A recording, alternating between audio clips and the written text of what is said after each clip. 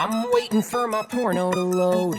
First of all, my dude, nobody who's been born in the last 20 to 30 years calls it porno. Unironically, it's just porn. Like Pornhub, not Porno Hub. Porno is what teenagers in the 90s watched on Cinemax at 3 a.m. Also, interesting choice to masturbate before school instead of after. Before, you might be less distracted throughout the day, but after, you've got like a lot of fresh ammunition, if you know what I'm talking about. Also, if you do it before, you have to wake up earlier. So, pros and cons. Never be a Rob De Niro or me, Joe Pesci is fine. No teenager in this century is talking wistfully about being either Robert De Niro or Joe Pesci. Could you not name one actor under the age of 60? Like Chris Pratt, or Chris Evans, or Chris Pine, or Chris Hemsworth. There's a lot of hot Chris's, I guess. I mean slutty. And then Madeline was all I'm telling the story, Jenna. Can we stop writing teenage girls the way that they're written pretty much throughout this whole show, please? First of all, it's lazy and overdone. And second of all, this is being listened to by teenage girls and that's what you're giving them to relate to. Third, it's used kind of as a tool to slut-shame the other girls because Christine's smart, like, she's the only smart girl in school. Okay, get real. I know how high school boys are. You justify your lust by saying, oh, it's 'cause she's smart. No, dude, you think she's hot. Look at her. She's super banging. And she just happens to be smart. If you were just into intellect, you would be looking at the captain of the debate team, but no, you're actually obsessed with the physical beauty you claim to renounce. And it's okay to like someone because you think they're attractive. That's what people do and have always done since ever. But also, don't act like you don't also think they're hot, because you do. Otherwise, you wouldn't want to date them. You just want to be their friend, which is also fine. Whatever. I think maybe I read into that one a little too much. So the sin for this one, I guess, is just high school boys. Oh, and for nobody talks that way. Oh my god, nobody talks like this. And not the normal kind of nobody talks like this that you see in movies because they're dramatizing speech for interest. This is like an adult writing dialogue for kids using language that he thinks they use, but which is actually just a parody of a way of speaking from 20 years ago that wasn't even real at the time. When was the last time you heard someone in real life utter the phrase, Mac Daddy anything? Even ironically. Like, never? Right? That's not a thing? I'm not that old. Okay, this is... this is not what the kids talk like. I'm 98% sure. The kids nowadays are like, hey, my dude, profits are the wages of the exploited working class, and, you know, seize the means of production, my dog. You can just write normal dialogue for teenagers. Just look at Stranger Things, or It Follows, or even Heathers if you want to do spicy, ironic joke dialogue. I don't wanna be a baller. Okay, not to hammer on this point again and again, but it is the first song, and it has the most examples of this. Nobody has ever talked like this. And again, it's like to the point where they're just using AAVE for a cheap joke. My dude, you can just write honest dialogue. It's fine. Why would this 17-year-old high schooler in the year of our Lord 2015 want to be critically acclaimed actor George Clooney? Don't get me wrong, Clooney, handsome man, definition of gray fox. His career continues to be phenomenal. He does good activism work as well. His wife is, I think, super attractive. And also, he is like 60. If I saw George Clooney walking down the halls of my high school, I would not think, wow, what a cool, handsome guy. I would think, oh, hey, it's renowned actor George Clooney. What's he doing here in this high school for what are to him comparatively children? Let's talk about Michael Mel's lunch for a second.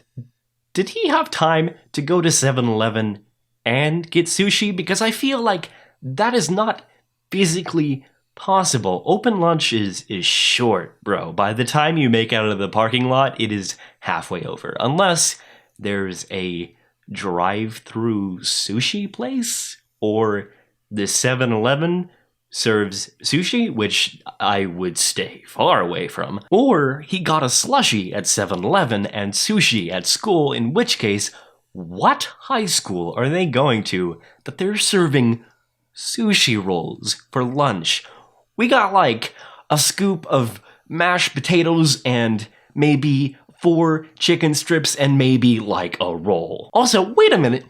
Michael's a junior. He shouldn't be able to go to open lunch yet. And also, what do you mean the girl at 7-Eleven gave you a generous pour? They're slushies, dude. They're self-service. I am like 95% sure they do not have slushy attendants at 7-Eleven. Or probably anywhere else. I grab the pen, I write my name. Alright, about this gay stereotype thing. Alright, real talk. First of all, theater people are scientifically proven to be more attractive. That is science, that is fact. You can look it up. It is scientific fact. So many studies have been done. There was that one and that other one. Lots of studies. Theater people more attractive. It's fact. You can't argue with it. Second point. If you like girls, there's probably no better place to be than in theater.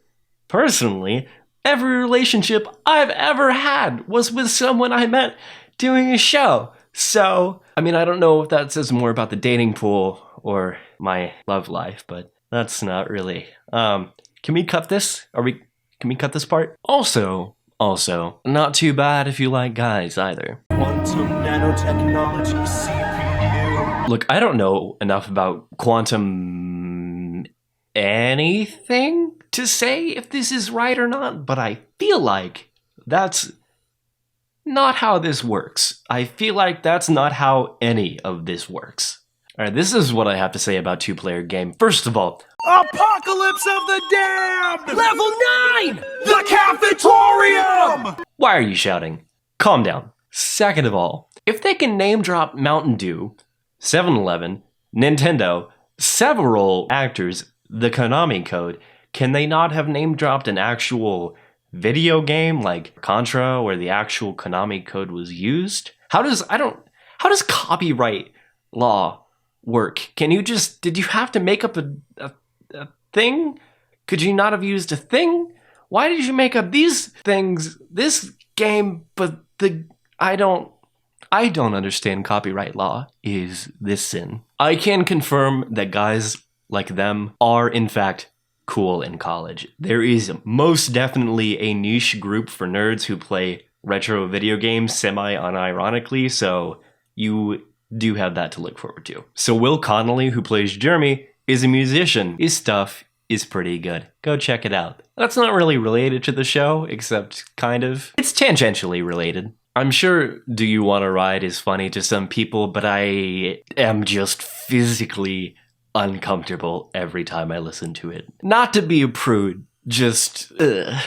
I'm not sure if it's the writing or the actress or a combination of both, which is more likely, but I find Christine's songs and her in general very endearing, even if it is like diabetes level of sweet at times. Oh yeah, if you're tuning in late, this isn't really everything wrong with, it's just things about Be More Chill, because that's what I do here. Good and bad, and then like an actual point at the end. That is what you can expect from these videos. So I hope I cleared that up for you. I hope that's okay with everybody. Tenderly guide you, take me inside you. Halloween. oh hey look, it's big fun, but now. Michael in the Bathroom is the first song I heard from the show, and if you were going to listen to one and only one song from this show, I would recommend it be that, because it's pretty good. It's pretty catchy. George Salazar is just delightful, not just in this song, but he brings so much character to all of his scenes. Also, I want to comment on his last name, something Harry Potter, I don't know, but I'm 100% sure he hears that literally every day of his life, just how I see the same comments from you jokers on the Everything Wrong with Hamilton video. Anyway, this song is catchy. Okay.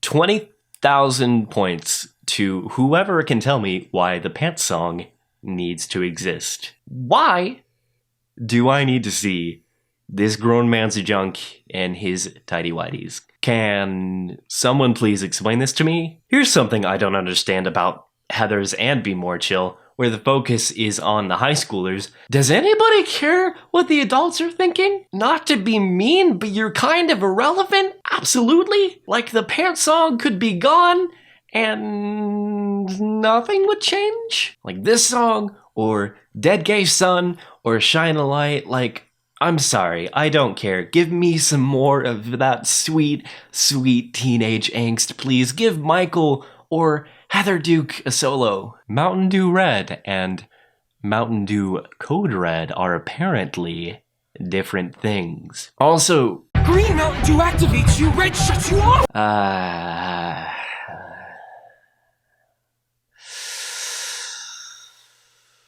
why do I like musicals? Voices in my head, but now they're the normal kind. Okay, I'm pretty sure you should not be having voices in your head.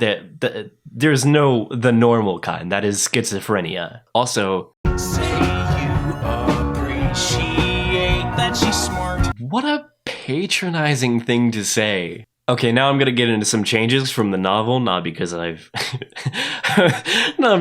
read it. Are you kidding me? But because I think there are things that they changed that made a difference. So, Jeremy's parents aren't divorced in the novel, which means that they created this scenario for the Pants song by themselves, thinking it would be funny and or necessary? Question mark? In the novel, Jeremy is already involved in theater, and hanging out with Christine is just a bonus, which they changed so that he would do it just for her. But that seems like the opposite thing you'd want to do, because you're appealing to a demographic that by definition will probably relate to the character that likes theater more. Why would you, in a musical, why would you change that? When was the last time we had a musical protagonist who liked musicals? Or theater, I guess, in general. We don't know if he likes musicals. He just likes plays. I don't know. In the novel, the Squip is not an outright villain, and things go very differently in the end. I kind of would have appreciated a quieter ending. It didn't need to be so dumbed down. Like, that's something that would happen if they adapted the novel for like a Hollywood movie, which is a weird that's a weird thing to have done. And this leads into my final point. In the novel, Christine does not immediately say yes to going out with Jeremy in the end. And I would absolutely love it if after all of this, he asked her out and she was still like, no, because I didn't like you before and I still don't. My dude, she doesn't like you. And that's not necessarily something wrong with her or with you. She's just not into you. And it's not like you becoming a different person is gonna change that. I think that's actually a really harmful message, because with everything that he's supposedly learned throughout all this, he hasn't learned to not base his self-worth on whether someone likes him or not. And you know what else? It denies her the right to just not be into him like a regular human being gets to just not be into someone. Don't waste your time chasing after someone who has clearly stated they aren't into you. It's not gonna work out well. Just don't hurt yourself. One, there are so many people just on Earth, and out of 7.5 billion people, statistically, there are gonna be more people that could be perfect for you than you could ever possibly meet. And two, even if you did somehow convince them, you're starting from a place that is gonna make your relationship more of a struggle than starting off with someone who already likes you. And if the person you don't like doesn't like you, it doesn't mean that you're just not high up enough in social standings or you're not chill. They just don't think of you that way, and that's fine, and you shouldn't feel like you're a loser for it. And the reason I bring this all up is because I think this show fails in telling this message because in the end, it works. The Squip, evil as he was, somehow made Jeremy into someone Christine wanted. He got the girl in the end because a magical Japanese supercomputer manipulated her into wanting him. I'm right. That's the plot. That's actually what happens, right? But somehow she doesn't go back to how she was before because she realized she really wanted to go out with him deep down? God, that's dumb. It defeats its own purpose. Acting like a jerk doesn't make you cool, but what does make you cool is some genuine, radical self-acceptance. Oh yeah, there's that dank stuff right there. And radical self-love is something no Squip can teach you. Because I'm 84% sure they don't exist. Till next time, my dudes, thanks for watching. Subscribe, and remember, seize the means of production.